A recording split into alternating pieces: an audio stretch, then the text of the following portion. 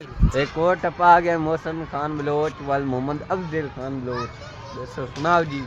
बाजार विखान दे परांदे डंग संगतां ला बंदे छड़ जांदे मिट्टी दे गड़िया पानी भर के चाया हो रखियां उड़ीकां तामी डोल नहीं आया तामी डोल नहीं आया भाई साहब ये मेरे आप दे गाने हैं मैं आप लिखना तो मैं किसी का कोई टप्पा चाह के तुहानू नहीं सुनाया मेरा आप दे लिखे हो मैं आप दी डायरी ते आप खुद लिख के तुहानू सुना रहे हैं